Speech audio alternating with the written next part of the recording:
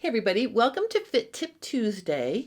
Today I want to talk about some shorts slash pants fitting things.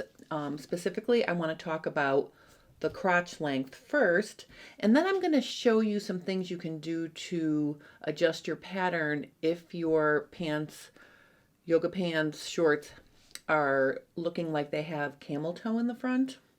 I cringe when I say camel toe because obviously that term sort of brings up certain visuals that I don't know. But I'm going to talk about that after I talk about my fitting process with my shorts pattern and how I smoothed my wrinkles. Now, the first thing I want to do is show you my before picture. And you can see right here, I've got a picture of my back view, and you can see I've got wrinkles on my back leg. Now, when I made my first pair, I made it out of a soft linen-like fabric. It's a vintage cotton, but it's woven like a linen, so it's soft and drapey.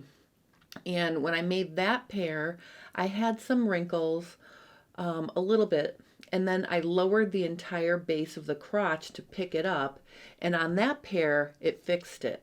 And I think the reason why they look great was because it was a soft, drippy fabric. And, you know, if you're new to pants fitting, or if you want to try working with an easy to fit fabric, work with something soft and drapey, okay? Because it will make the wrinkles less noticeable because the fabric isn't going to stand and crinkle and wrinkle like a stiffer, more stable fabric like a twill.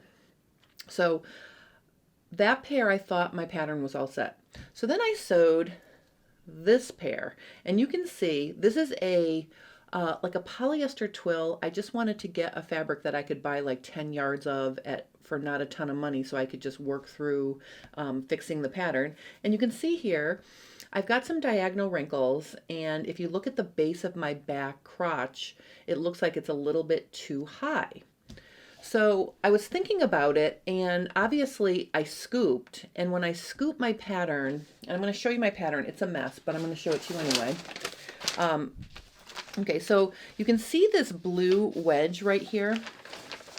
So ignore all the other things that you can see. I just want to show you that I significantly scooped it to fit the vintage cotton shorts, almost an inch.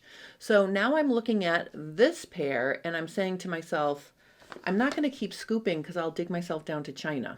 And obviously that's not working.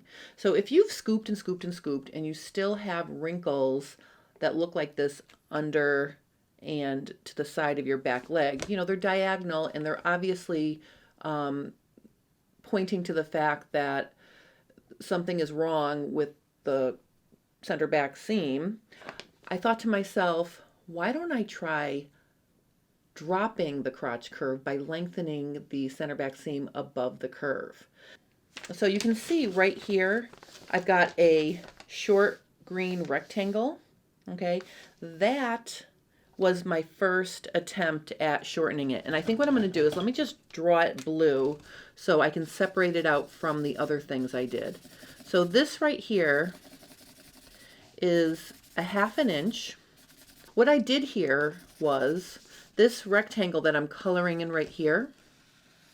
Okay, that's a 1/2 inch. I cut the pattern across and up to the waist and I slid it up. Okay, and I slid it up a 1/2 inch. So I'm not adjusting anything with the position of the actual crotch curve. I'm just creating another 1/2 inch here to lower it. And then up at the top, you can see what I did was I basically redrew my waist, and I had to fill in a little bit here to account for the part that was raised up. So you can see this is the 1/2 inch right here. Okay, so that's what I did first.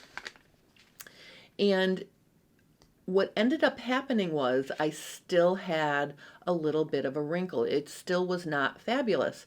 And so I thought to myself, all right, what am I going to do? I scooped, I've lowered my curve. So what I decided to do was measure the pattern.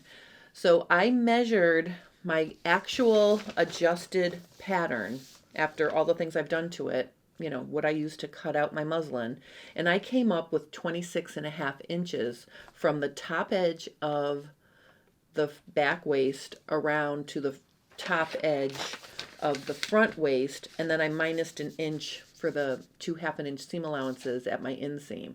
So that was 26.5 inches. So what I did then is I put the muslin on, and I literally decided, this is what I'm going to do. I'm going to take my tape measure and I'm going to stick it around my muslin. I'm going to stick it on, and I'm going to measure not my crotch, but I'm going to measure what the fabric is doing. So I pulled the tape measure so it was firmly against me, you know, but I could feel that it was measuring the fabric for the most part. And when I felt the back edge of my waist and I pulled it around and looked, it was at 27 inches.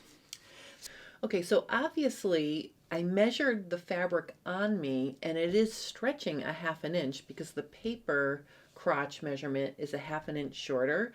And I think what's happening is, because I'm working with non-stretch fabric, it's pulling at the base of the crotch and the leg, and it's causing those wrinkles.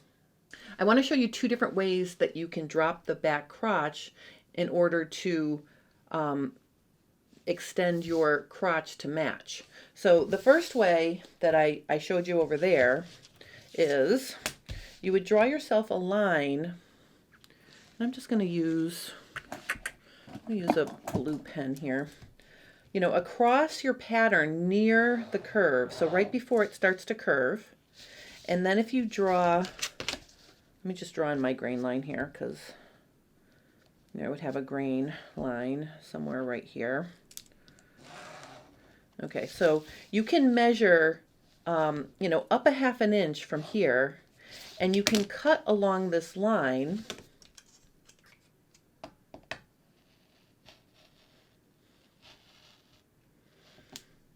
And then what you're going to do is you're going to raise it that 1/2 inch. And actually, I'm looking at this now. I didn't really have to draw this 1/2 inch there. That was actually a boo-boo. But let me get one of my lovely green. I'm in love with using Post-it notes because I can stick them on to the back side of my pattern like this. And then I can just position, you know, I can position my pattern piece in place. So where I should have drawn my 1/2 inch is right here. So I'm going to raise it or lengthen that back crotch curve a 1/2 inch. All right. So that's one way to do it. Now doing it this way drops the crotch curve without changing the grain line. Because you can see my grain line is still the same. And all I have to do here is sort of true this up in here. Okay, and I've added plus 1/2 inch. Okay, that's what I did first. And then I realized, after measuring the muslin on my body and then measuring the pattern was a 1/2 inch shorter. So what I did the second time, let me just take this down. And just for variety, I wouldn't want to tip my pattern back a whole inch, because that's a big adjustment. So what I did this time was I cut on the same line. Okay, but this time I pivoted up a 1/2 inch. So you can see you can do it like this as well. So if I take, I can probably just use that little scrap of my Post-it note here, and I can just pivot it, you know, down another 1/2 inch. Okay, so now I've got 2 1/2 inches, which equal the full inch that I did on my pattern. So this section right here is plus another 1/2 inch. Okay, so now, you know, I might need to straighten this out a little bit here. It's a bigger, it affects it more because I'm adjusting a teeny little half scale pattern. So that's the completed adjustment, doing it 2 ways. If you only have a 1/2 inch to lengthen. You can do it either way and it'll be fine. But if you start to need to drop it like a whole inch or more, I think I would do it both ways. You know, split it up and do it both ways. And that way you don't have a monumental thing to true up here. So now I'm just going to draw this like this to finish that. All right, so my waist is now adjusted and I've got my two half-inch adjustments there. So then I sewed up a completely new muslin and look at how nice it looks. All right, it still has a few wrinkles, but I think the fabric that I'm using, it's a really crappy, like I said, polyester twill. It's very stiff. It's going to accentuate wrinkles, but you can see it's a huge improvement. So I think one of the things you have to keep your eye on when you're adjusting your shorts or your pants is that you don't make adjustments that end up shortening your rise so that it's not long enough.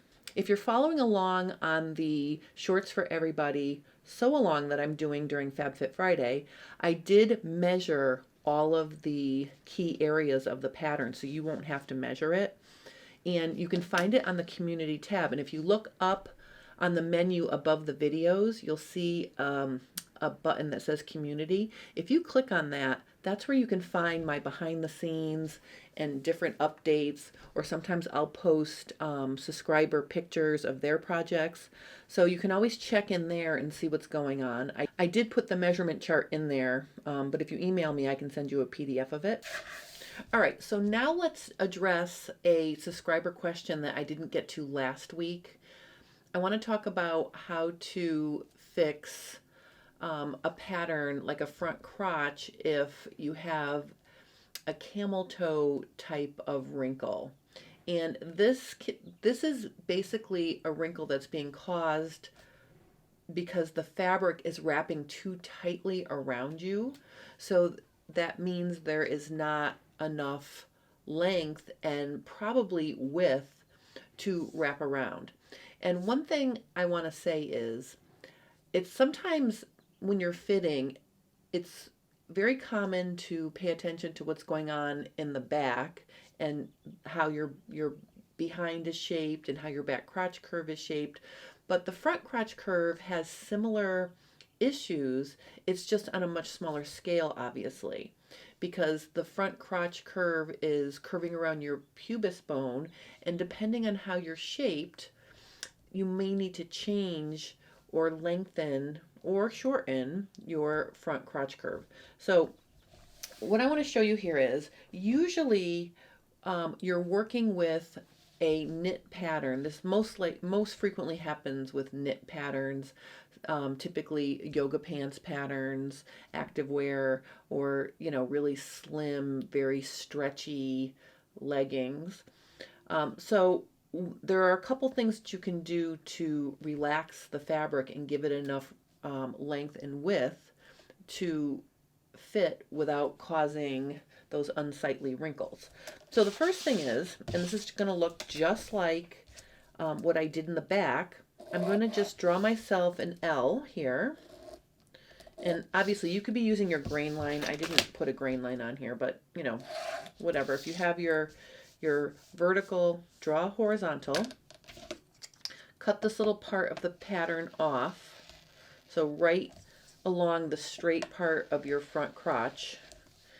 And then what you're going to do is you're going to spread it a little bit. Now the thing to remember is I spread my back a 1/2 inch. In the front, it's a much smaller adjustment. So I'm literally just going to spread it maybe 1/4. Okay.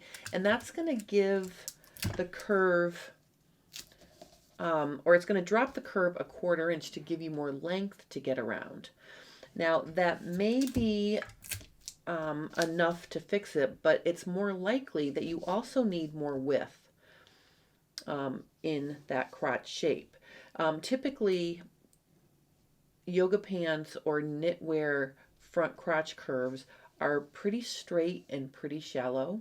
So one thing you can do is extend your front crotch curve a little bit and add a little bit more room so you have more fabric to wrap around you. I'm just going to color that in blue so you can see. Okay, so that's going to give you more room. But another thing that can be causing it is the shape of the crotch curve. If it's too straight and it's literally stretching around your body and it's very snug, that can be the culprit as well. So another thing you can do is scoop it out a little bit and make it more of a curve. And that's going to make it longer, because if you scoop in deeper, a deeper curve measures longer than a straighter curve. Okay, so those are the things that you can do to play with fixing a front crotch curve that's causing those camel toe type wrinkles. My advice is add your length a little bit above, extend your crotch point a little bit, and then try it on. And the cool thing about scooping in deeper, you can do that right in your garment.